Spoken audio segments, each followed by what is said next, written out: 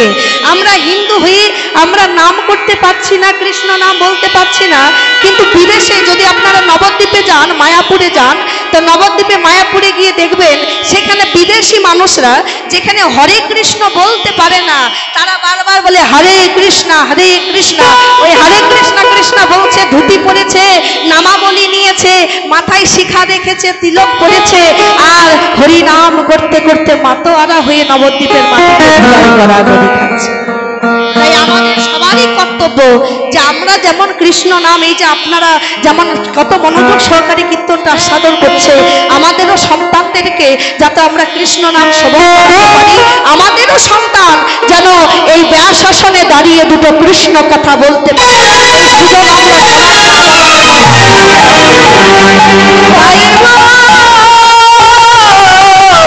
আজ মা যশোদা শ্রীরাম আমার বলছে, মা গো, ও মা, দাও দাও তোমার গোপালকে সাজিয়ে দাও, তোমার গোপালকে গোষ্ঠে নিয়ে যাব। তাই মা যশোদা আমার বলছে, আমি আমার গোপালকে সাজাবো না, কেন জানিস? কারণ স্বপনে দেখবি আমি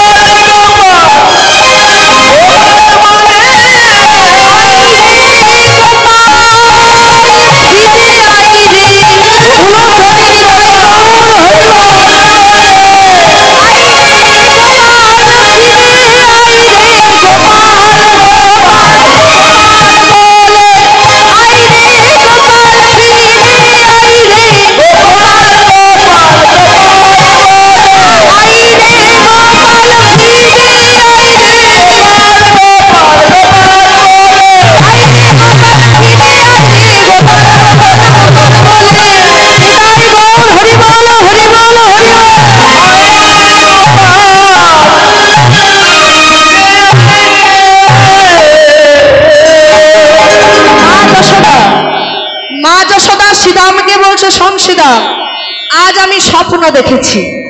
কি স্বপ্ন?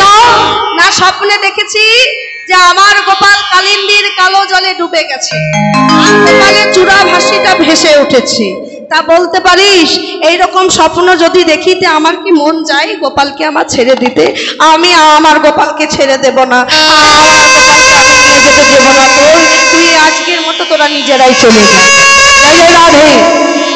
এমন সময় শ্রীরাম আমার কানাইকে বলছে, কানাই, তুই যদি চাস যে তুই গোষ্ঠে যাবি, তাহলে তোর মায়ের ক্ষমতা আছে যে তোকে ধরে রাখবে, তোর মায়ের ক্ষমতা আছে যে তোকে ধরে রাখবে। চল না কানাই, আজকে সবাই মিলে গোঠে যাই। এমন সময় কানাই আমার বলছে, শোন শ্রীরাম, কি করিব ওরে শ্রীরাম,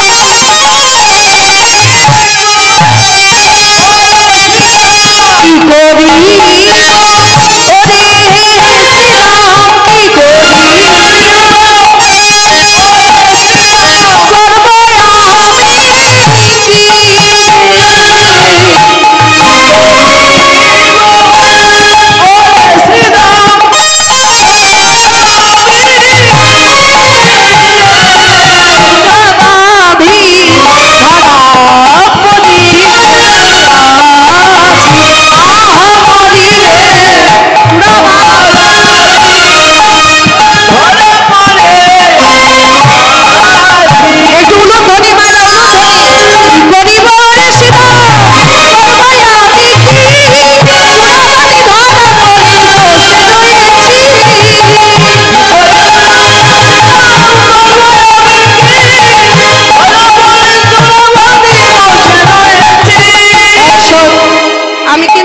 যেতে পারবো না। এমন সময় শ্রীরাম আমার মাকে বলছে, মা ও মা, তুমি তো জানো যে তোমার গোপাল যদি গোষ্ঠে না যায় তাহলে এই বৃন্দাবনে নবলক্ষ ধনুর কাল কেউ গোঠের পথে যাবে না। আচ্ছা আপনারা বলুন বাবা, এইদিকে সকল বাবারা এইদিকে তাকান। আপনারা তো সবাই জানেন যে ভক্ত যে যেটা চাই ভগবান কিন্তু সেটাই পূরণ করে। ভক্ত যেটা চাই ভগবান সেই কথাটাই পূরণ করে। কিন্তু মাঝে মাঝে আমাদের কিন্তু একবার করে বিরক্ত লাগে। বিরক্তটা কিসের? আমার কথাটা মিলিয়ে নেবেন। এই যারাই আমরা বেশি কৃষ্ণকে ভালোবাসি, এই আমরা যারাই দেখবেন মায়েরা, যারাই হরি নাম করতে ভালোবাসি, কৃষ্ণ নাম করতে ভালোবাসি, এই ভগবান এই ভক্তদেরকে বারবার তাকেই বেশি পরীক্ষা করে। কি করে না? যারাই আমরা ভগবানকে ভালোবাসি তাদের কপালে দেখবেন বেশি দুঃখ কষ্ট লেখা থাকে। আর তার জন্য আমরা বারবার বলি যে আমি এতই ভগবানকে মানি, এত কৃষ্ণ নাম শুনি, এত কীর্তন শুনি, কিন্তু ভগবান ততই আমার কপালে দুঃখ লিখেছে। কিন্তু যেজন কৃষ্ণ নাম করে না তার কত উন্নতি। কি মায়েরা বলি না? বলি। কেন? ভগবান ভক্তদেরকে কষ্ট দেয়, ভগবান ভক্তদেরকে কাঁদায়। কেন কাঁদায় জানেন? কারণ আমাদের প্রত্যেকটা ভক্তের হৃদয়ে দুটো করে কলসি রয়েছে, একটা পাপের কলসি, একটা পুণ্যের কলসি। ভগবান বলছে, শোন, তোরা যত দুঃখ কষ্ট জ্বালা যন্ত্রণা পাবি ততই কাঁদবি, আর যত কাঁদবি কাঁদতে কাঁদতে তোদের পাপের কলসিটা ধীরে ধীরে খালি হয়ে যাবে। আর একবার যদি তোদের পাপের কলসি ধীরে ধীরে খালি হয়ে যায় তাহলে আমি নিজে গিয়ে তোদেরকে আমার বৈকুণ্ঠ ধামে প্রাপ্ত করব। এটাই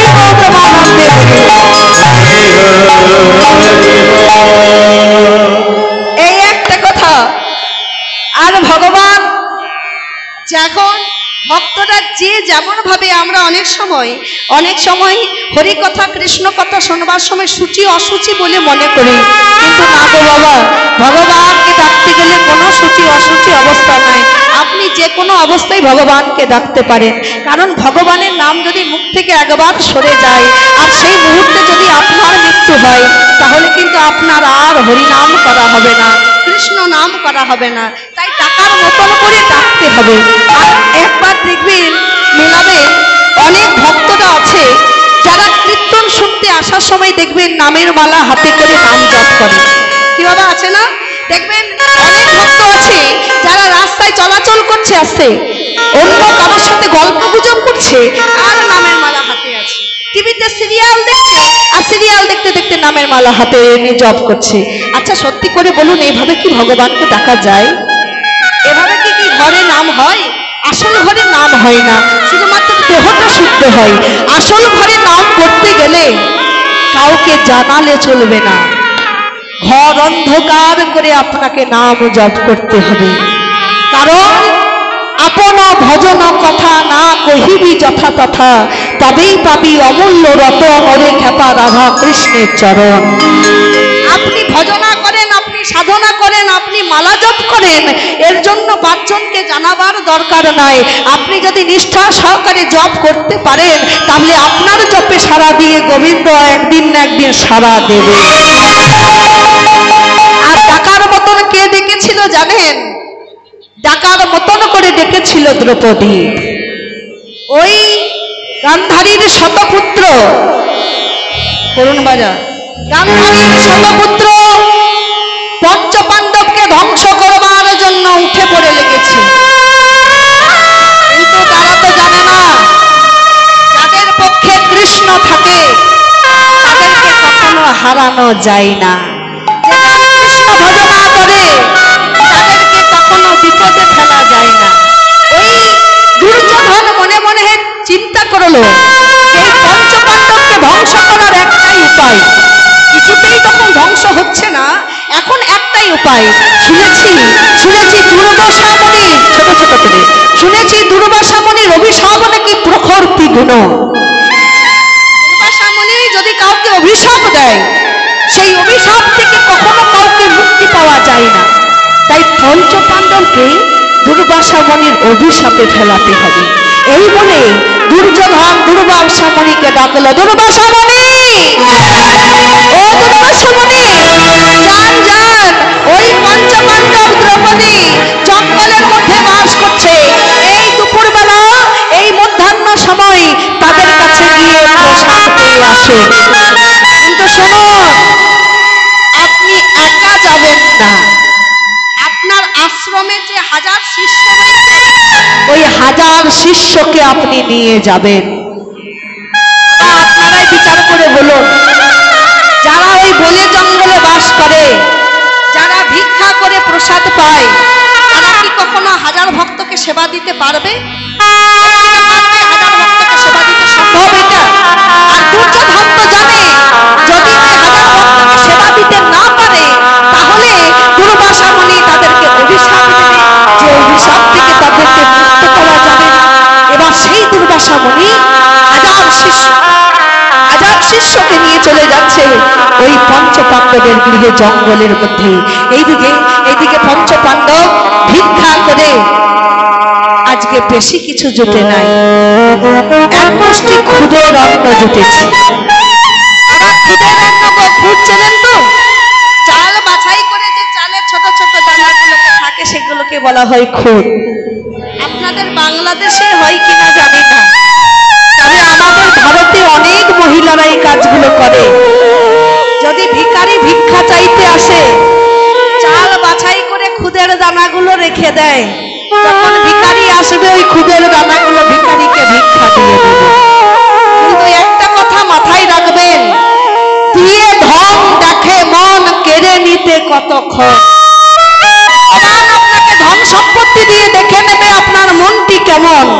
ধন সম্পত্তি থাকা সত্ত্বেও আপনি যদি গোবিন্দ সেবার জন্য যদি দান না করেন, আপনার ধন সম্পত্তি থাকা সত্ত্বেও আপনি যদি সাধুগুরু বৈষ্ণবের সেবায় না লাগান, ওই ধন কেড়ে নিতে ভগবানের 1 সেকেন্ডও সময় লাগে না, 1 সেকেন্ডও সময় লাগে না। সেই খুদের অন্ন পেয়েছে আজকে পঞ্চপাণ্ডব। দ্রৌপদীর কাছে এসে বলছে, দ্রৌপদী, ও দ্রৌপদী, আজকে ভিক্ষায় কিছু জোটে নাই, এক মুষ্টি খুদের অন্ন জুটেছে, এটাতে কি হবে? দ্রৌপদী বলছে, হ্যাঁ নিশ্চয়ই হবে।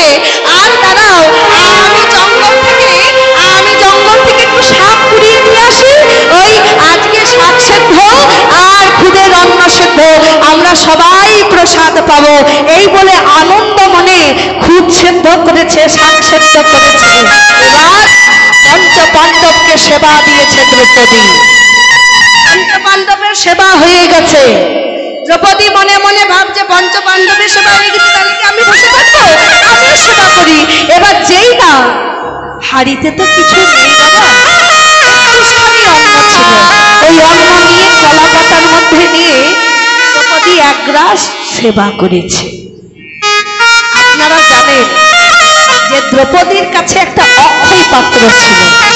ওই অক্ষয় পাত্রটার নিয়ম হচ্ছে, যতক্ষণ না দ্রৌপদীর সেবা না হবে ততক্ষণ যদি দ্রৌপদীর কাছে 1000 1000 লক্ষ লক্ষ ভক্ত আসে, দ্রৌপদী সবাইকে সেবা দিতে পারবে। কিন্তু একবার যদি দ্রৌপদীর সেবা করা হয়ে যায়, একবার যদি অক্ষয় পাত্রটা পরিষ্কার করা হয়ে যায়, তাহলে দ্রৌপদী আর কিন্তু কাউকে সেবা দিতে পারবে না। যেই না দ্রৌপদীর সেবা হয়ে গেছে কলা পাতায়, এমন সময় ওই দুর্বাসা মুনি 1000 ভক্তকে নিয়ে এসে বলছে, যুধিষ্ঠির, নকুল, তোমরা কোথায় আছো? তোমরা তাড়াতাড়ি ওই আমাদের দ্রৌপদীকে বলো আমাদের জন্য প্রসাদের ব্যবস্থা করতে। আমরা 1000 ভক্ত এসেছি, আমরা এখন নদীতে স্নান করে আসছি। কথা বলার সুযোগ দিল না, তারা চলে গেল নদীতে স্নান করতে। পঞ্চপাণ্ডবের মাথায় হাত, যা এখন কি হবে? ওই দুর্বাসা মুনি 1000 ভক্তকে নিয়ে এসেছে, এখন যদি প্রসাদের ব্যবস্থা না করতে পারি তাহলে তো অভিশাপ দেবে। কিন্তু তাদেরকে সেবা দেওয়ার মতো তো আমাদের কাছে কিছু নাই, আমাদের কাছে একটা চালের দানাও নাই, একটা ডালের দানাও নাই, কি করে সেবা দেব? আরেকটা কথা মাথায় রাখবেন, মহাজন বলেছে, ভাবছ বসে চলবে কিসে, তুমি ভাববার কে? যার ভাবনা তিনি ভাবেন, আপনি ভাবেন শুধু তাকে। আপনার কি করে সংসার চলবে, আপনি কি খাবেন, এটাকে আপনার ভাবার দরকার নেই, আপনার কথা ভাববার জন্য গোবিন্দ আছে, আপনি শুধু গোবিন্দের কথা দ্রৌপদী বলছে, শোনো পঞ্চপাণ্ডব, তোমরা চিন্তা করো না, তোমরা চিন্তা করো না, আমাদের কাছে সেবার ব্যবস্থা নাই তো কি হয়েছে, দাঁড়াও দাঁড়াও, আমাদের কথা যিনি চিন্তা করে আমরা শুধু একবার তাকে ডাকবো। দ্রৌপদী ঘর অন্ধকার করে দিয়ে, জানলা দরজা বন্ধ করে দিয়ে এক নিঃশ্বাসে ডাকছে, মাধব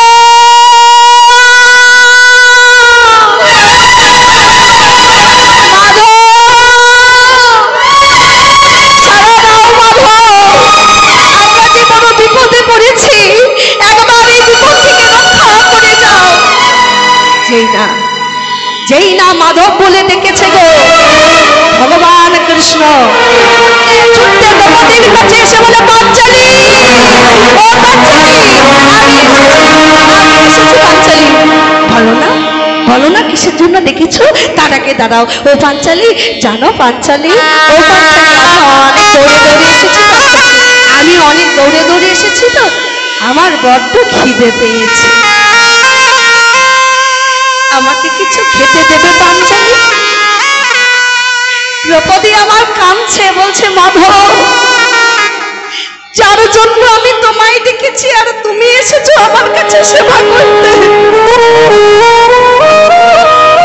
তোমাকে তো সেবা দেওয়ার মতো আমার ঘরে একটাও চালের দানা নাই, একটাও ডালের দানা নাই, কি দিয়ে সেবা দেবো তোমায়, কিছু তো নাই।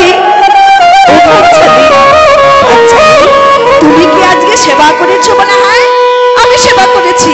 পাঞ্চালী, তুমি কোন পাত্রে সেবা করেছো? কেন মাধব, তুমি তো জানো যারা বনে জঙ্গলে বাস করে তাদের কাছে কি সোনার পাত্র,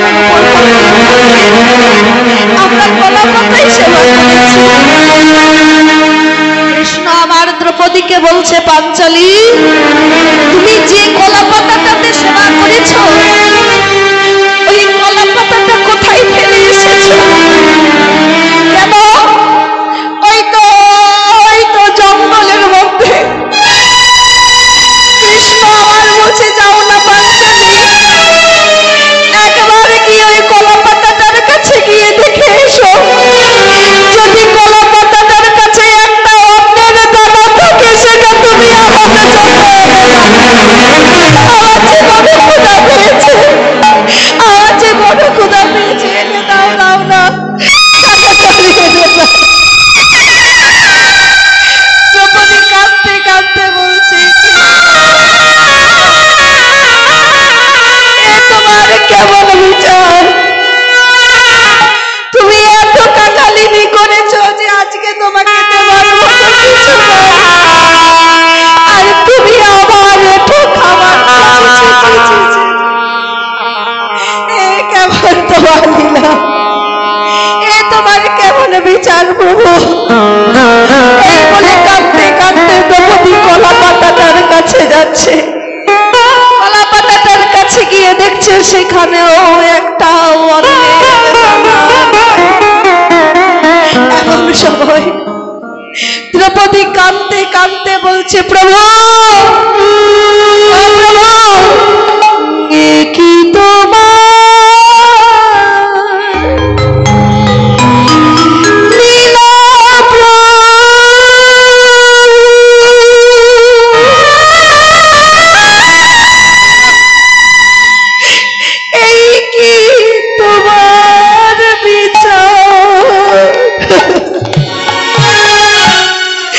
জীজন কাঁদে কাঁদা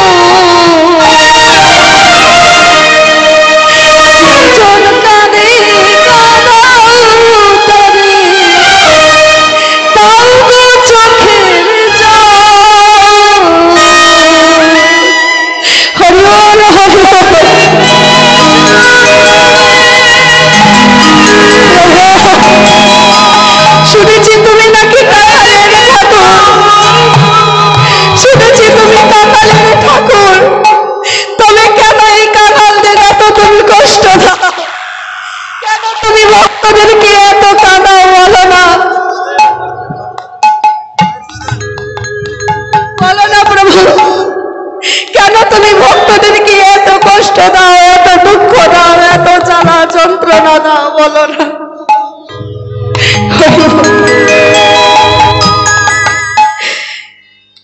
কি তোমার লীলা দয়া,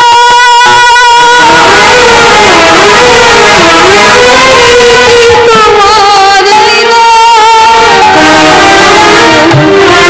যে জন কাঁদে কাঁদাও তবে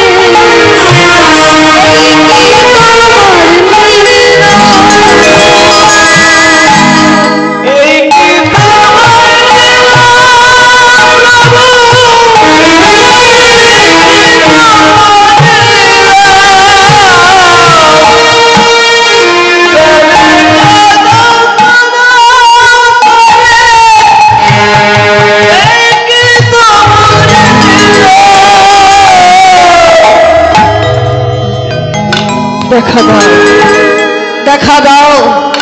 দ্রৌপদী বারবার কাঁদতে কাঁদতে মাধবের কাছে ছুটে গিয়ে বলে, মাধব, কিছুই তো পেলাম না মাধব, এবার কি করে তোমার সেবা দেব বলো না মাধব।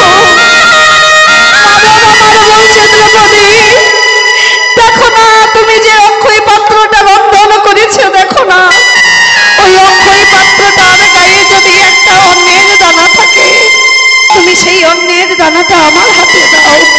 যেই না অক্ষয় পাত্র থেকে একটা অন্যের দানা গোবিন্দ আমার সেবা করেছে, একটা অন্যের দানা সেবা করে গোবিন্দ আমার বড় একটা ভেদ তুলেছে।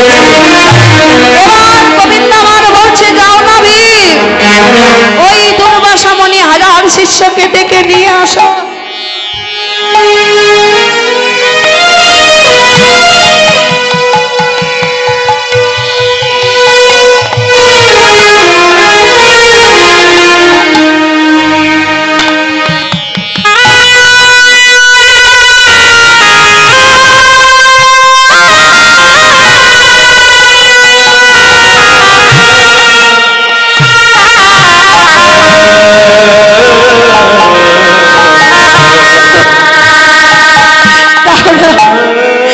যেই না একটা খুদের অন্ন আজ গোবিন্দ আমার সেবা করেছে, গোবিন্দ ভীমকে ডেকে বলছে, ভীম যাও না ভীম, তুমি দুর্বাসা মণি হাজার ভক্তকে ডেকে নিয়ে এসো, তাদের সেবার ব্যবস্থা হয়ে গেছে।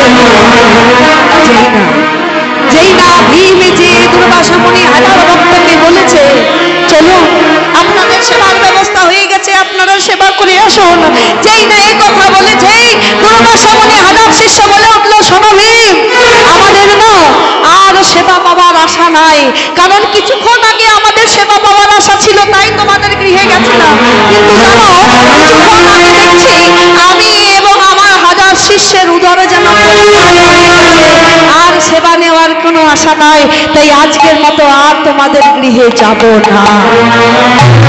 মনে মনে ভাবছি এটা কি করে সম্ভব, যারা কিছুক্ষণ আগে ছিল এত ক্ষুধার্ত, এখন তাদের উদর পরিপূর্ণ হলো কি করে? এই অসম্ভবকে সম্ভব করতে পারে একজন, যার নামই হচ্ছে কৃষ্ণ। কৃষ্ণের কাছে ছুটে গেছে কৃষ্ণ, জানি এই অসম্ভবকে সম্ভব করতে পারো তুমি, বলো না, বলো না এই অসম্ভব সম্ভব হলো কি করে? কৃষ্ণ আমার বলছে, শোনো ভীম,